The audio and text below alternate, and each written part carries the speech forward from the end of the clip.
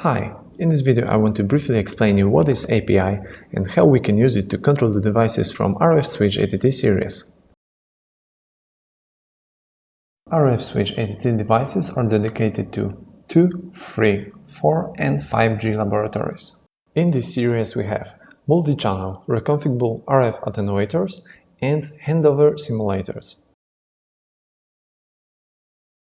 Every of these devices can be remotely controlled using dedicated web application with user-friendly interface. But when there are more and more devices in our lab, more flexibility is needed. For that reason, tests should be automated, what can be ensured through LabVIEW or by scripting in Python or any other programming language. To make test automation possible, devices have to have API. API stands for Application Programming Interface, which is basically an interface allows one piece of software talk to another. Now I want to show you how does our API work on the example of reconfigurable RF attenuator. This device allows to change the attenuation of all the channels separately, both automatically and manually.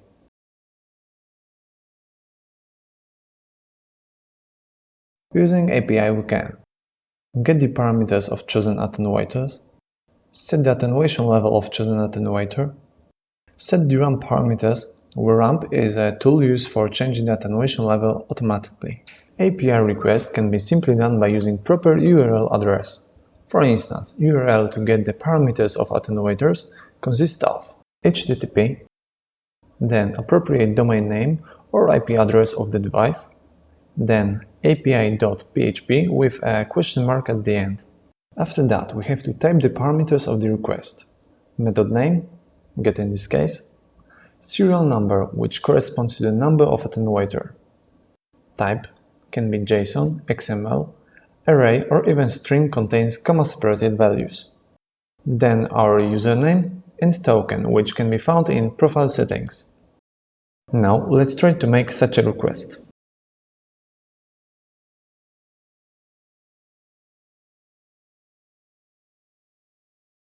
Okay, that is the response in JSON, which contains the parameters of the first attenuator.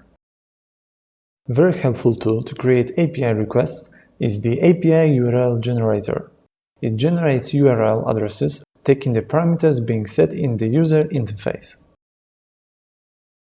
What is more, RFswitchATT API is fully documented.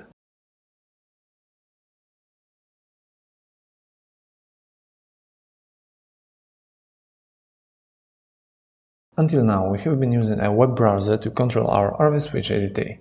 A big advantage of the API is that we can use a code written by us to control the device. To show that, we've prepared a simple Python script setting RAM parameters of the first and the second attenuator.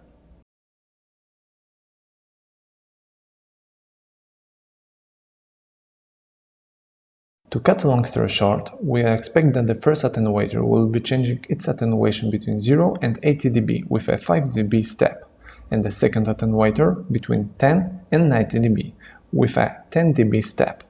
The response is expected to be in JSON. Now run the script. There is a confirmation message in JSON.